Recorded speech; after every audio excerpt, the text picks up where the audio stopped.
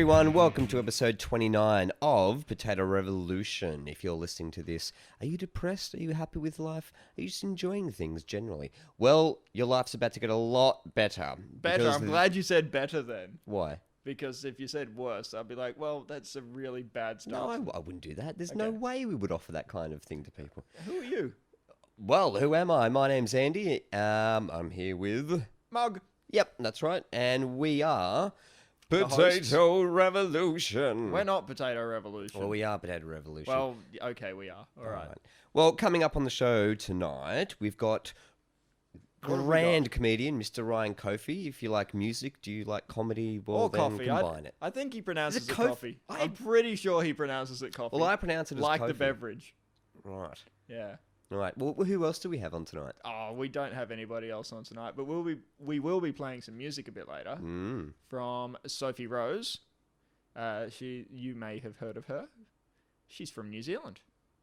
She is, but she's in Melbourne now. Yes, but that doesn't matter. No, it's a bit Not weird. that it matters to you. No, look, I know that we have a couple of New Zealander listeners out there, and I just want to put it out there that it's a bit weird that you come from there.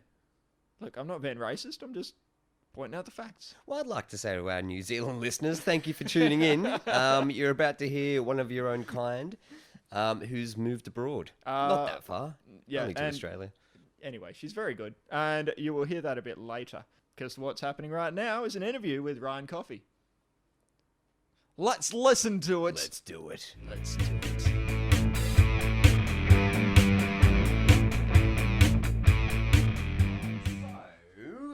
Mr. Ryan Coffey. For people who don't know who you are, how would you describe yourself? Crime Stoppers described me once as I'm the beady guy with the loop pedals. If you've ever seen him around in any of Melbourne's comedy rooms, and, That guy. Yeah, that guy. He's all right. Yeah, he does okay. But yeah, I do play music and sing songs that are hopefully amusing. More amusing than they are not amusing. That's the level I'm trying to go for. Yeah. Like, balancing up the amusing and the not amusing. But yeah, funny songs. That's what I do. Yeah. Excellent. Yeah. So, where did it all begin? Where'd you grow up? Like, you were Melbourne? Yeah, I'm from Melbourne. Melbourne Grew up here in Melbourne, down in sort of the East Bentley, South Oakley kind of area. Oh, right. Went to school at Bentley Secondary College. Big props to them for making sure that I wasn't qualified to do anything other than stand up when I got out. Parents' money well spent. yeah. All on the government. It's their tax dollars at work. My failures. Yeah. So school musicals and stuff, like getting on stage and that sort of thing. Got the taste for it there, I guess. And then did a bunch of what do you call them? Like the Melbourne Uni Comedy Reviews when I got to university. Oh, right, cool, yeah. And did those in 2002 and 2003. If you don't mind me asking, what uni did you go to? I went to Melbourne University. Oh, Melbourne University. That's somewhat prestigious. I am a genius, and my research in the field of drinking and trying to bang bar chicks has gone on record at Melbourne as being some of the greatest they've ever seen. You'll be lecturing about this. Oh yeah, I've got it's an arts course you can do now. It's trying to drink and bang bar chicks. Yeah. What about before that? Like, do you come from like a musical family? Like, was your old man or your mum into music? Or my mum played guitar when she was a teenager, and she always had one, but it was up in the cupboard. And when I turned 13, I kind of realised how cool guitars were, and got her to pull it down and taught myself how to play it about that age. Sweet. Okay. And just plodding along. I had to invent my own way of writing down stuff that I've worked out, which was quite complicated. I know exactly. In hindsight, then I discovered tablature, and I was going to say, it's like, oh my god, I don't need to learn someone's notation. already done that. Yeah. So I could technically read music, but it would take me days and days. Yeah. And I'd be sitting there in front of a piano or guitar and just it would take forever. I know the pain. Yeah. Apparently, I've studied that as well, but you put a shit of music in front of me, forget about it. No. If it is of music that I've already heard, then it makes it easier to do. But if I didn't know what it was, then yeah, it would be a really shitty rendition of it. Did you learn to play by ear at all? Like hearing something and then getting the guitar and going, okay, how the hell does that work? Well, the first song I ever played, because a mate of mine, he had a little guitar when I was 13, and I think it was Enter Sandman, but just that. And I was playing it completely wrong, like in the most difficult way possible, on one string with one finger. Yeah, but it was awesome. But it was cool. Like, I just like this is amazing. I am Metallica. So what came first? Your interest in music or comedy? I guess it would always be comedy, like just. Because I come from a funny family. Like we still to this day have roast dinners every other Monday, where we just all sit around and hang shit on each other. Yeah. Like if at Christmas dinner when I go back and all my cousins are there, they had a very funny dad as I have a very funny dad and a very funny mum, and like it's just horrible. You just I'm almost quiet most of the time because if you put your hand up, you're gonna get picked on, and yeah, they're really good at ripping on people. So. That was your heckler training, mate. Yeah, definitely. And they know how to heckle you. Like your family know all of your shortcomings, and they are not afraid to just mention them to everyone at Christmas. Jesus. Yeah, like for one time this wasn't that long ago, but one time my girlfriend woke me up in the middle of the night, and she was very angry, and I was like, "What's going on?" And she's like, "Just go clean it up. Just go clean it up." And I'm like, "All right, I'll go clean it up." And it turns out that there was a turd in the bath. Just sitting there. And like, I was fairly drunk, I'll be honest, and I'm not sure to this day if it was actually my turd. Holy shit. She might have very cleverly gone and done a turd and then gone and made me clean it up. She was sneaky. Dude, I feel your pain, brother. I was going to talk say, about it after the podcast. You guys can share stories. Very similar. But that story came out one night at a family dinner. Oh, no. And now, I don't think I've been to a dinner since where it hasn't sort of come up in some respect of like, Mr. Old Crap's the bath. Yeah. It wasn't a bath. It wasn't a full bath. It was an empty bath. But which makes all the difference. And it wasn't like I was in the bath and then just kind of left it there. I'd mistaken that receptacle for a different receptacle. Yes, yeah. So it's kind of made of the same material, and it would have felt like the same lovely chilling cold on your on my backside. But yeah, so they're never letting me live that down, and to their credit, I guess I shouldn't be allowed to. I should be on some sort of list, like they have sex offenders on a big list. They should put shit offenders. People who do poos in the wrong place. Yeah. Yeah, you're both on there. Yeah. So you've mentioned that families are like sort of a catalyst for being funny and doing that sort of thing. Are there any other influences that you had growing up? Like are there names and things that you could mention? Like names of comedians. Yeah, and stuff? yeah. Like, were you a fan of comedy and things like that? I wasn't a huge fan of comedy. Oh, that's not entirely true. I really loved as a young kid growing up watching like Eric Banner and Sean McAuliffe on Full Fast Forward and Full Frontal, those kind of things. My folks had some Monty Python vinyl, which I thought was fantastic. Beautiful. Yeah. But then they also had like Billy Connolly vinyl, which I never got. I just didn't get my head around it. I didn't really like it. And to this day, I'm not really sure I think Billy Connolly's funny. He's amazing at what he does, and I really like watching him to learn the craft of him. It's very personality based. But I don't laugh at his stuff. I'm sure if you're sitting in an audience of 1,000 people, but I've always been so far removed from him. Like, it's a big difference between watching live comedy and listening to it. Like, if you're sitting at home watching YouTube videos of something, you go, that's all right. But if you're there in the room, it's the funniest thing ever. Yeah, yeah. But it's about the way that he tells the story, You've just got to have that. You gotta. I'm sorry, it's a bad. I'm sorry, Billy. Have you joined the podcast? Is that you? Oh, hi. How you doing? Oh, wow. Thanks for joining us. That's okay. I feel like they should put someone else's name on.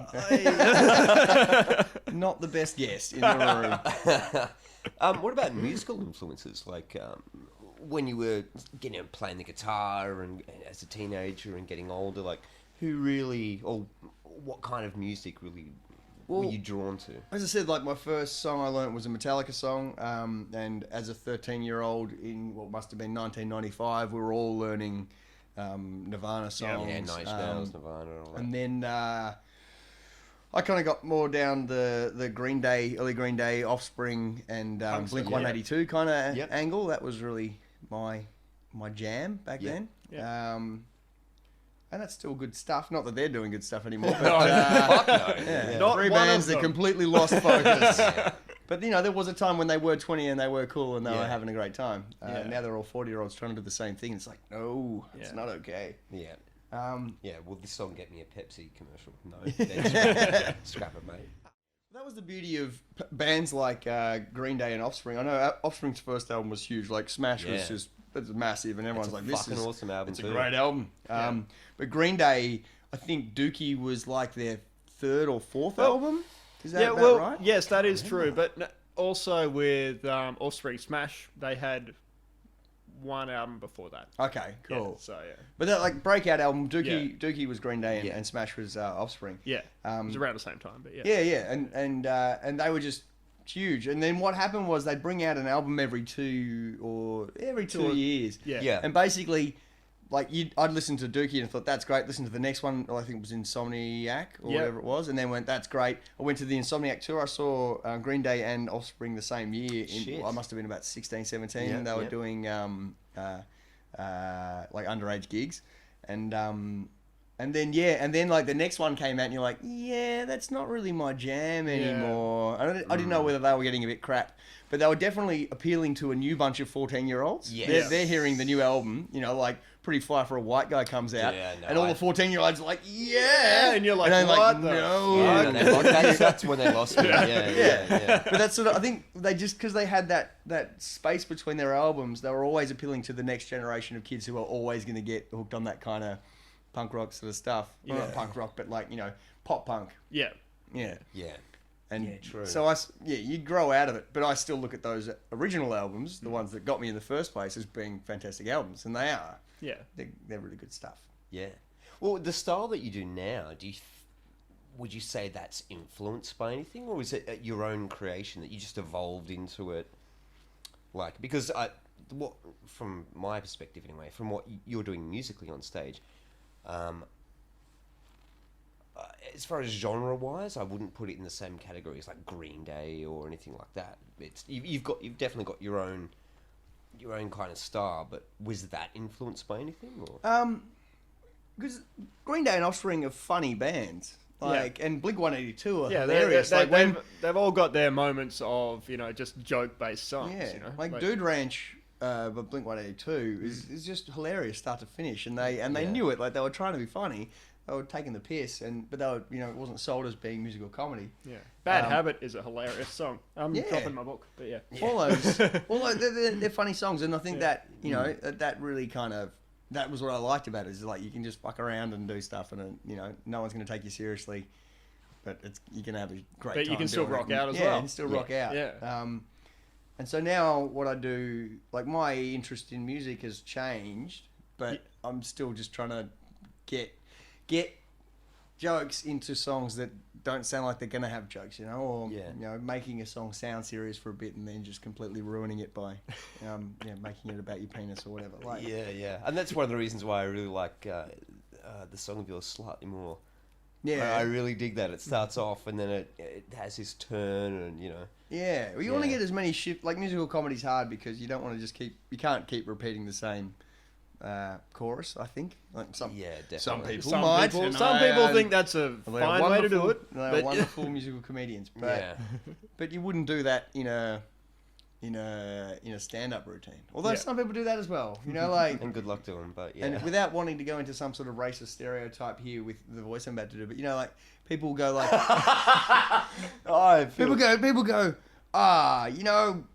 airports. What's with airports? And then they do a joke about airports, and they go, yeah, airports. Or airports are crazy. You ever been to an airport? Yeah, airports are crazy. And then they do another joke, and then they go, yeah, airports. And then you're like, okay, like we a get... callback. We get the We get fucking that airport. we get that it's dude. about Yeah. airports. Yeah. You don't need to keep reminding us that that's what we're talking about. But it's like that's sort of like saying for a comedian. They're just filling in that gap, like going, yeah, crazy airports. Yeah. Yeah, repetition is important to Yeah, a point. as long as To a it's point. right, yeah. To a point. Yes. But when did comedy become a goal for you? Because that's where you are now. Yeah. I guess after the uni law reviews, which I enjoyed immensely, and they were well received. We had some people from older Melbourne Uni Comedy Reviews come and see us, like Jason Stevens, who was in The Late Show. Okay, He ended up working for Oz Stereo, which is the big radio company, and he was at the time about to write the pilot or about to organise the pilot for Comedy Inc., which you might remember. Yep. And so he asked us to come along and write some stuff for that. And we did. We wrote lots of stuff for that, and they liked almost none of it. Which is all right, because when the TV show came out, You can I say liked I had almost none of nothing it. to do with And that. it's just like, Yeah. yeah. But they bought a couple of our sketches and they put them on, and that was exciting. Yeah. Absolutely. But Was that a paid yeah, gig? they paid us for it. That's good. They were nice. But they weren't like paying us to do nothing. They were just saying, like, if we like the thing, we'll buy the thing, we'll pay you for the thing. But Yeah. So but it was it's cool. basically like a commission-based thing. Yeah, of course. But like at 19, 20 years old, Oh, you would take it. you're like, It's like, yeah, sweet, yeah. I'm writing for Australian television. I'm a genius. Yeah. They're not buying any of the stuff I'm writing, but I'm a genius. Yeah. I'm writing it and they're rejecting it. Okay. So then after that, I had a bit of a crisis of confidence. Just in terms of, I didn't want to be one of those middle-class white guys who was going to Melbourne Uni and just fall straight into a job because he's mildly amusing. And so I went and tried to get a real job to see if I could get a real job. Because I always wanted to study law, but I didn't get into law. So I was going to do arts until I got into law. Yeah. And then I realised I didn't want to do law. And then I didn't really want to do arts either. So I dropped out and fucked off. Went overseas, did the whole year in Europe. Because I think by law, you're mandatorily required between the ages of 18 and 25 to take a year off and go somewhere, usually Europe. I missed that. You missed it? I think I took a year off and went into my own mind. I think that's what I did. It's probably far more interesting than Europe. Yeah. I think I took multiple years off and just went to the pub. But so I did that and then came back and started working in I was always in hospitality and stuff, just sort of falling back on that. Did a bit of work in an Aboriginal community up in the Northern Territory. I was there for about 18 months, I think, Nice. doing a job that didn't need to be done, but I was doing it. And then realised that I'd feel like I'd missed out if I didn't ever try to see comedy through to some sort of logical conclusion. Yeah. Because I still wasn't really sure if I was any good at it, because we'd got to a point and then been rejected fairly hardly and say, okay, but I'm pretty sure I can do something. So I came back. And these were the gatekeepers at the time. So, Yeah, definitely. We were getting not reviewed, but we were getting information back. We were getting feedback from people that we respected in the industry. But then, so I started doing stand-up in 2008, I think it was. Okay, wow. Oh, no, 2007 must have been, because I entered Raw in 2008, and then Raw went really well. I got to the national finals, and of course I just went, yeah, I am a genius at comedy.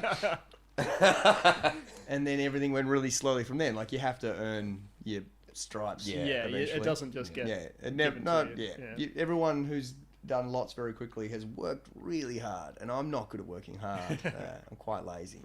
So I've been doing it now 5 years. And it's good. It's at a good point, I guess. Yeah. It's moving along. Well, I would agree with that, definitely. But just like the progression of the job, like I'm moving along in the way that I would like, I guess. Yeah. Not jumping ahead in leaps and bounds, but the gigs are getting better and the money's getting better and the there's a girls. There are no girls anywhere, which is good. Backpackers. I'm afraid of them. It's Go to the backpackers. They won't understand your comedy, but you have to take a different year. Do you remember your when you went, fuck, I'm doing this journey? So it was in 2007. Which one's that? The comedy journey. Like Oh, your yeah, first, Went, okay. fuck yeah, I'm doing this. Yep. first gig. Do you remember like well, I was going to say first gig, but also the worst. Do you remember? Worst gig? Do you remember like being on stage and going, "Oh my god!" Like to a point where you had to to ask yourself, "Is this worth doing?" No. Like, mate, It's like been relatively good. last Saturday wasn't great. I did a gig in Ballarat. It was for a charity event. They were paying me to be there. Yeah. And it was a sit down, like, there was maybe 120 people all sitting on big tables.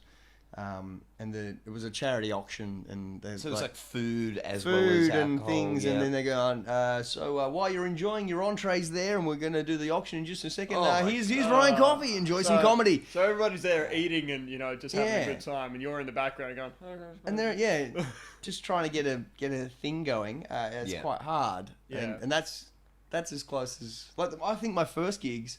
Because for the first maybe 3 months of my comedy career, I never played anywhere except for Spleen. Right. Yeah. Spleen was in a different phase at the time. Yeah. It was run by Couple of Troy girls. and Zara, Swindles Gross. Yep. And they were... I went in there and sort of tried to get a spot because it was an open mic thing. And they're like, yep, cool, come down next week, we'll get you on. And I got on and did a song. And they go, oh, that was pretty good. Have you got any other songs? I'm like, yeah, I got more songs. And they're like, cool, just keep coming back every week and we'll put you on as long as you do a different song. And so I was there Right. for ages and started writing a lot of stuff just to get on. And they were not great songs. I don't play any of those songs anymore. But it was a place to start. But it was just cool. And like, as far as I knew, Melbourne comedy was just Spleen for a while. Yeah. And yeah, that was good. But those all went pretty well. But also, I think those gigs were harder. I don't remember a lot about them.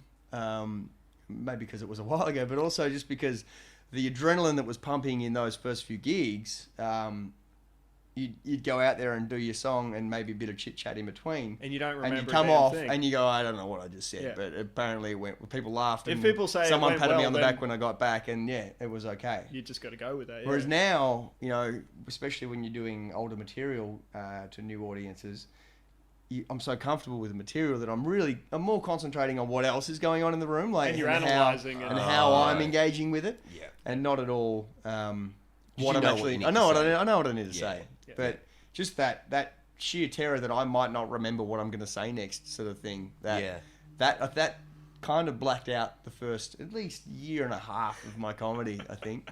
Yeah. Even though I'd been on stage many times and delivered lines and in plays and sketch comedy and stuff like that. But it's completely different. But monster. it's a really just learning what was expected of you and what it's like to be up there, and that took probably 18 months even just to get the wherewithal to stand there and go, okay, I can look at this objectively. That being said, do you remember your first gig? I do, yeah. It was at the Spleen, and I remember the song I played, and it went well. Apparently. Really? Hey, and that's why I came back. Like, Yeah. they said that was great. They Come invited you back, yeah. Yeah. And I've never eaten shit ever. It's been... there's definitely been horrible gigs, but yeah, that first little bit was a bit of a dream run, really. Yeah. That's cool. I think That's when you can get to a point where you go, if it was a shit gig and the ownership isn't on me, it was the audience, then you're doing all right. What's that? Yeah, I would have said that earlier on, like that there is such a thing as a bad audience, and there might be such a thing as a bad audience, like it's possible. But I heard Let's just say a non-receptive audience as opposed to bad. I heard a really great quote. I was reading it on an article on Chortle, and someone said, "A good audience will help you write material, and a bad audience will help you edit." Right. And that makes perfect sense to me because Absolutely. when you don't have the attention of an audience, you need to find out a way to get from one thing to the next, and whatever doesn't need to be said, you'll cut it out and try to get to the next joke. That's it. Whereas with a good audience who are just laughing along to everything you say, you do tend to take a few liberties and maybe improv a bit. Because I did end up doing, after a couple of, it must have been the first year and a half or so of comedy, I did join an improv crew called the Baby Seals. Oh, yeah. And I was with them for probably 3 years, and we did a couple of festival shows together, which were great. Great, not all of them were great, some of them were horrible. But improv skills was a fun thing to develop. And I also started hosting trivia nights. And as far as being on stage and not giving a shit what anyone thinks goes, hosting a trivia night is better for being a stand-up than anything else. Like, I got more confidence from doing that than because you know it takes you don't give a shit what the people they can yell no, at. they and can you yell just at. be like, You shut can the fuck up, yeah. join in the first row. Exactly. We're gonna keep doing what and I'm doing. and you get to do 2 hours a night of just having a It's 2 microphone hours in of your just hand. being in front of an Just audience. being in front of an audience. Yeah. And that would take you, as an open micer, that would take you, 6 months to get 2 hours worth of stage time. Absolutely. Yeah, exactly. And it is just about stage time. I think, you do need to have some jokes. Like, it's, I suppose. You can fool yourself into thinking that you own the stage and the venue and everything else, but yeah. But- it's a really good idea to write some jokes. But it is about actually just spending the time on stage. But getting making it happen. confident. Yeah. Audiences can smell fear. Yeah. Yeah. If you go out there and go, "What's up, fuckers?" as Geraldine Hickey does, then everyone's like, "All right." You Yeah. wouldn't do that if you weren't pretty confident that the next thing was going to be good. Yeah. But yeah, if you go out there and go, "Oh, hey guys, you ready to have some fun?" I was like, "No, No. not with you." Or the worst one. How are you guys? The audience already know how the fuck they are. Oh, we're having a good night tonight. Yeah, Yeah, it's 6 The MC people have just already said that. asked us this. Anyone can ask me that. Yeah, exactly. Yeah. What are your thoughts on, you do the musical comedy? The musical comedy, I do, yeah. What are your thoughts on that as a genre? What's the state? Is there a state of that? Is it something that exists? Is it something that's alive and well, or is it something that you're pioneering? How do you feel, and in terms of where you fit into that? I don't like a lot of musical comedy. I'm not a huge fan of the genre. Yeah. I guess I grew up being a fan of the genre, but it sort of, I'm now 30 years old. Yeah. If my songs are impressing a 13-year-old, then I'm not doing well Yeah. enough. Yeah. I should be able, I should be able to bring my comedy and use music to express that comedy to an audience of my peers and have them laugh at it and go, "Oh yeah, you're okay at this." Not that I've ever thought about it this hard until you asked this question, but We but asked the hard ones. like I really liked the Flight of the Conchords series. Yeah. I thought that the only thing that let it down was the music. Even though it all sounded great and they're good songs and they're funny, but they're just little bits that seemed crowbarred into what was otherwise a really awesome comedy series with some amazing acting and it was the little moments that weren't the songs that made that show. Yeah. And now I can never do a TV show with music in it because everyone's going to go, "Oh, He's just Flight of the doing Conchords." Yeah, Well, Flight of the well, Conchords that's- already I done don't that. know, And that's man. fine. I don't want to do a TV show with music in it. But yeah, as It's an a act, stigma, yeah.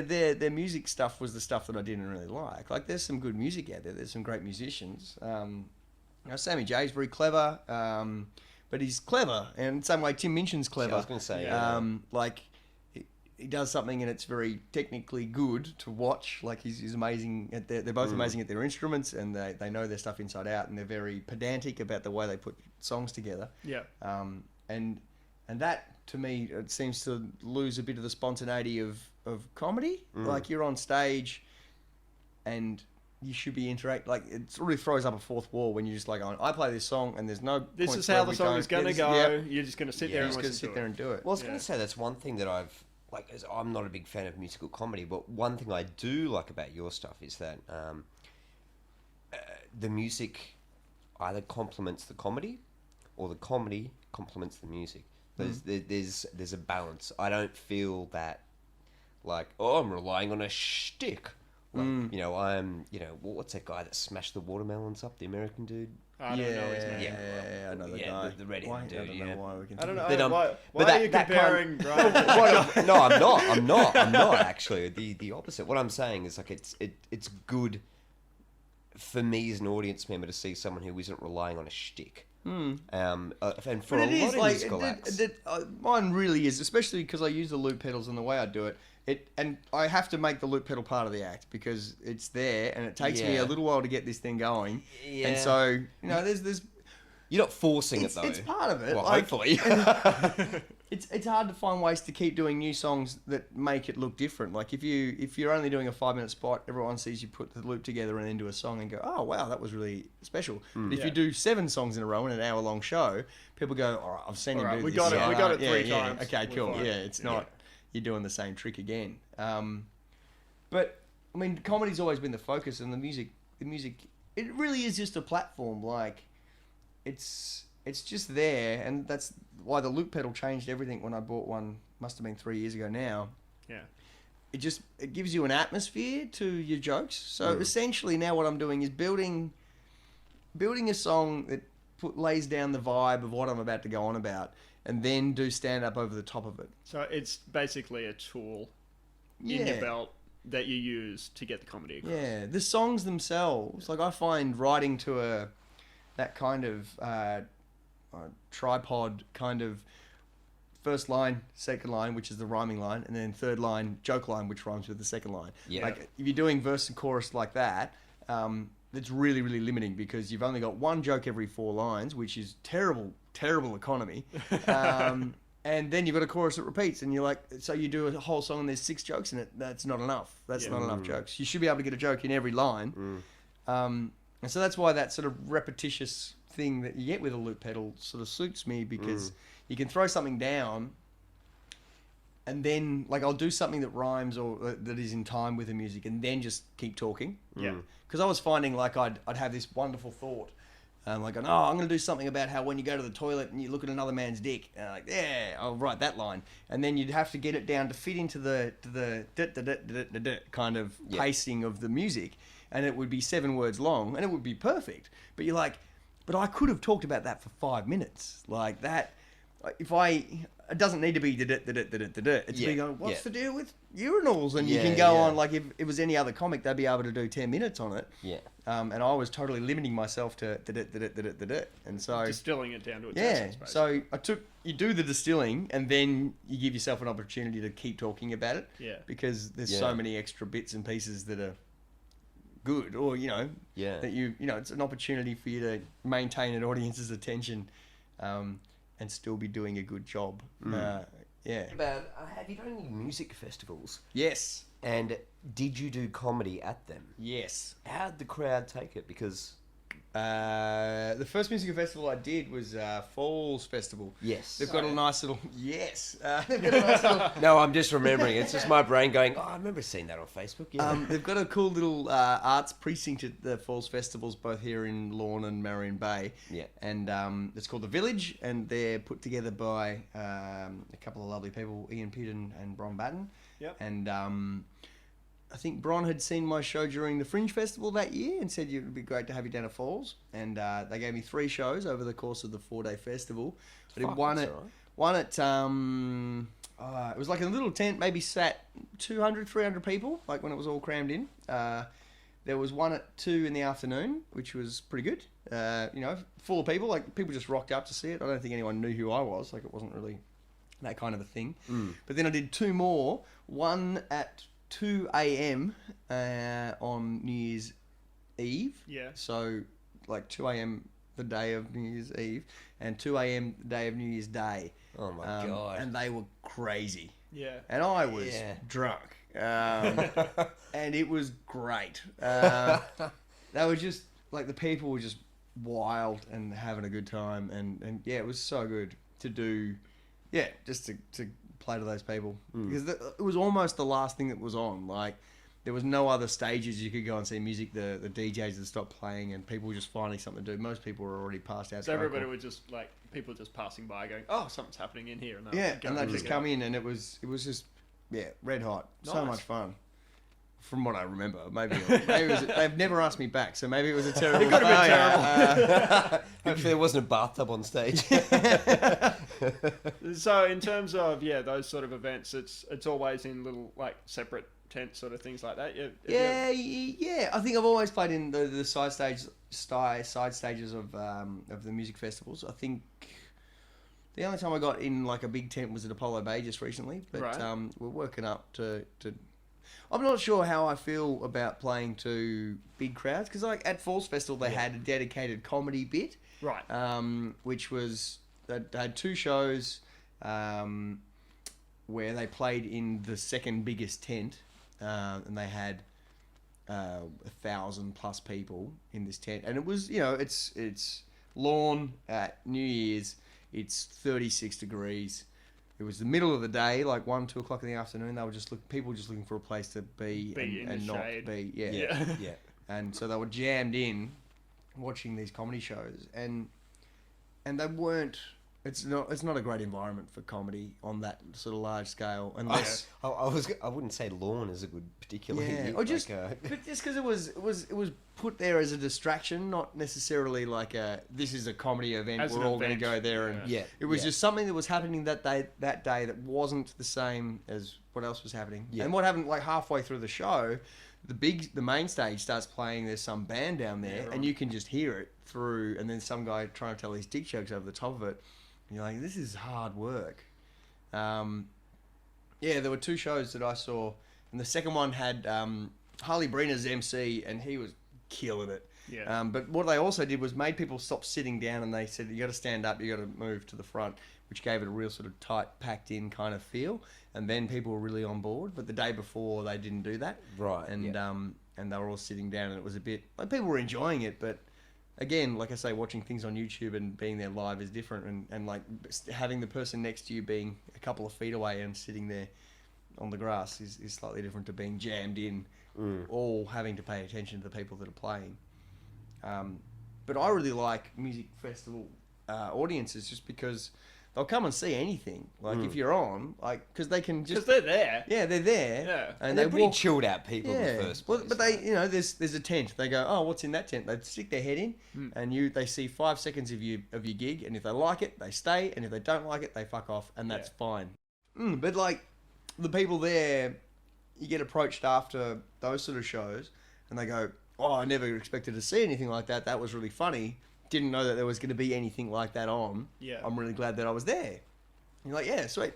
But you don't get that at comedy because people who go to comedy go, I went to comedy because I wanted to laugh at something. You were funny.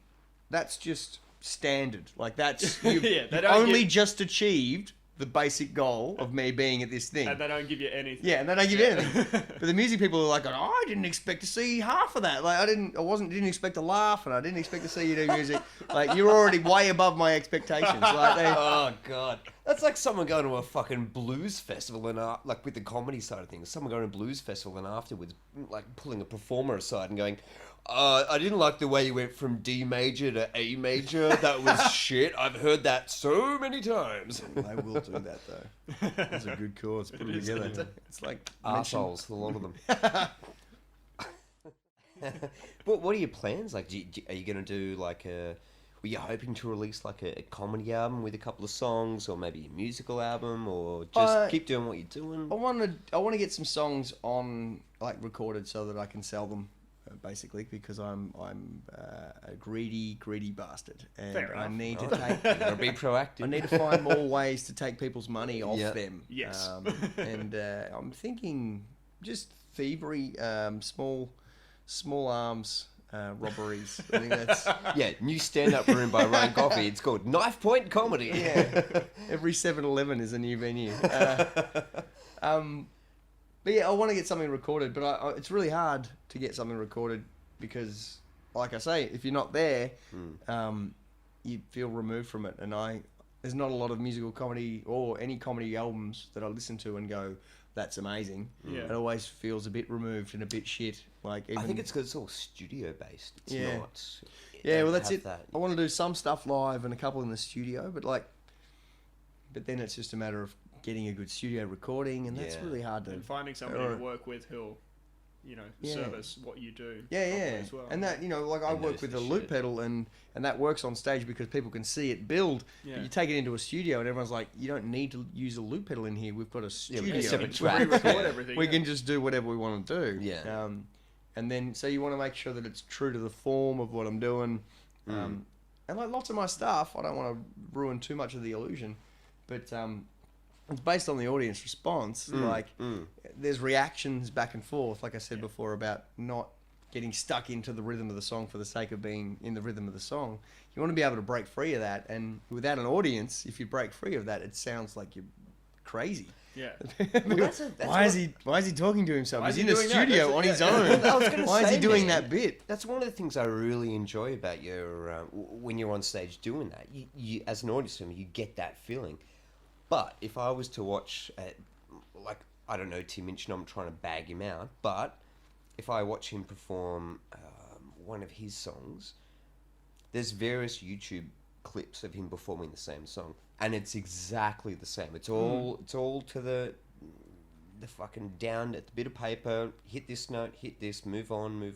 Yeah, And it's a it's kinda song. like- It's a fully crafted song, and he's just playing the song. Yeah, exactly. And it's like, well, I don't really have a need to see this guy perform that live because I've heard it a million times, and he's done it the exact same way every single time. Well, if you've seen those songs a million times, please stop watching. He's watched one of mine a million times. He's got too many views many on hits YouTube. going on, Yeah, yeah. I would really love someone to watch one of my videos a million times. It would help me out. It would help me out immensely. But like my songs, they do have like the things are built into them. Like the audience reactions or the moments when I react to an audience, they're built in. Yeah. Like it's not as off the cuff. Oh, I'm ruining all of the magic. It's Yeah. not as off the cuff as it seems. I am just there's spots where I know exactly what I'm going to do, one way or the other. There are opportunities for me to do whatever I want, but most of the time I don't do whatever I want because it's not going to be great. Like, Well, what works too. yeah. You know that there's a few different responses you can use, or there's different ways it can go. But once you get good ones, you don't want to throw them away either. No, Like, that's if exactly you get an opportunity to use it again, you'll use it again. Yeah. Because that's the thing that I'm learning.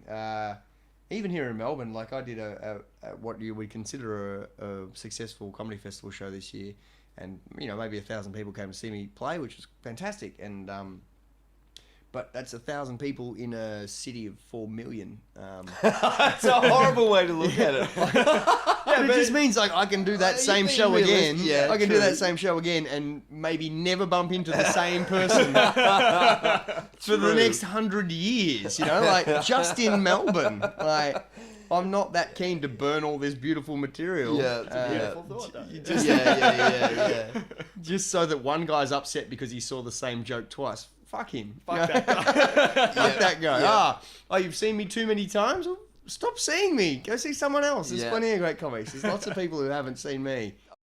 As a closer, have you got any advice for comedians who want to don a guitar and make people laugh? I mean, we probably already covered it, to be honest with you. But like, is there any nuggets of wisdom that you could tell people?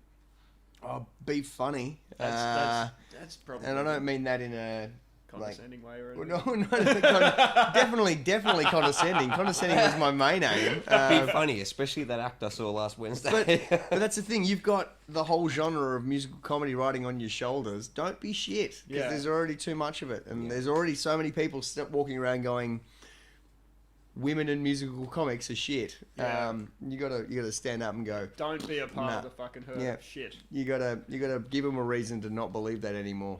Yeah, It's easy. Just, exactly.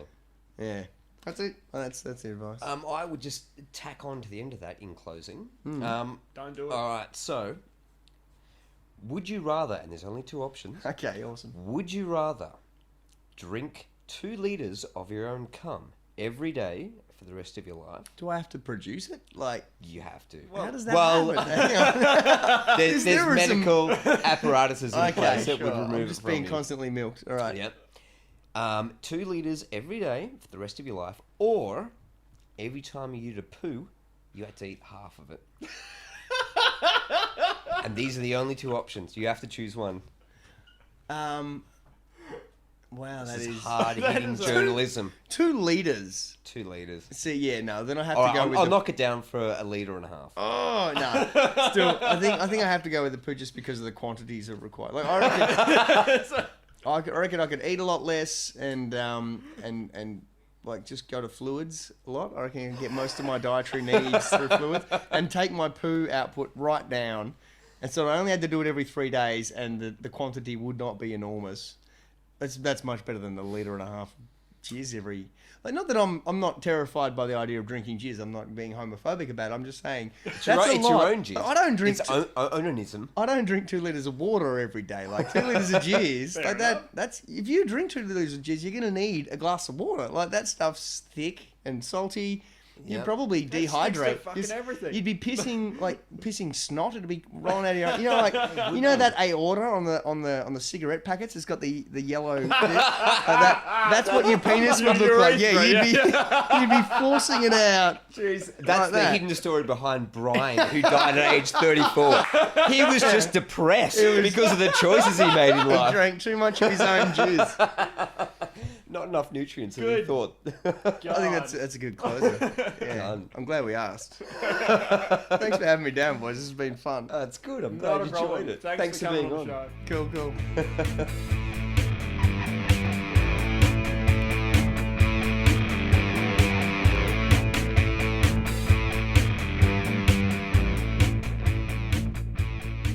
Oh, that was Mr. Ryan Coffey, or Coffey, depending where you come from.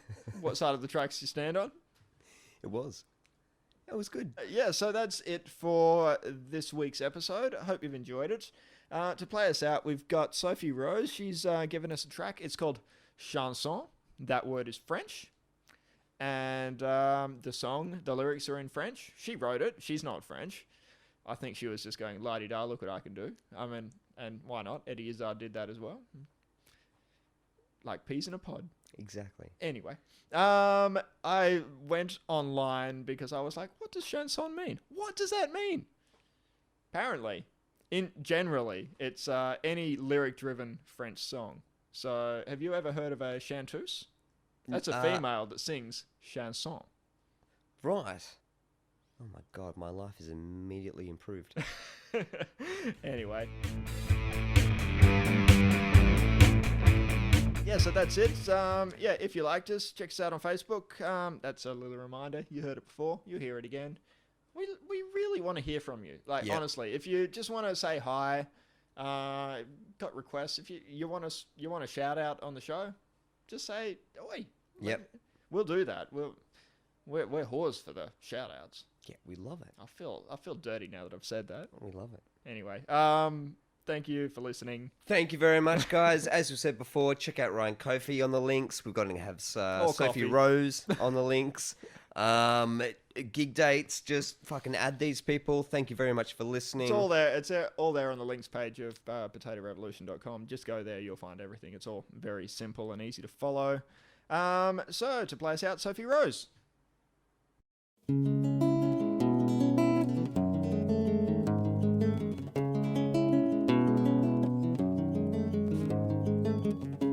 Maintenant tu es parti, maintenant je n'ai pas n'importe quoi, maintenant je ne sais pas pourquoi tu dois me quitter. Sur les airs de tombe la tristesse s'envolerait. Sur les airs du temps, la tristesse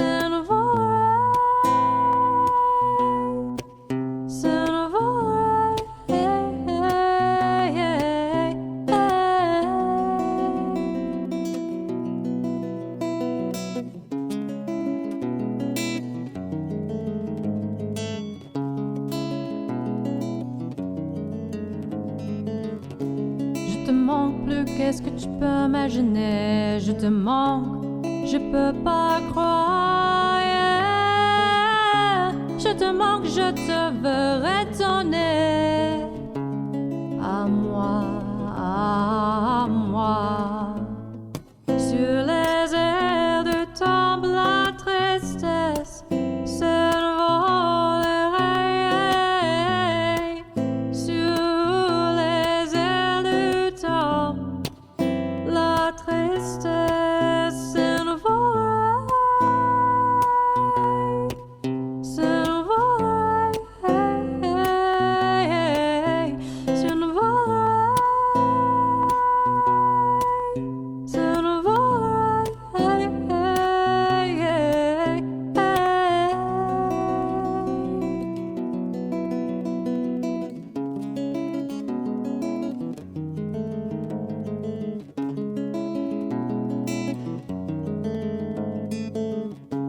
Pour moi, tu étais ma monde et moi, je t'aimerai toujours et moi, je n'oublierai pas ton rire, ta voix ou ton sourire.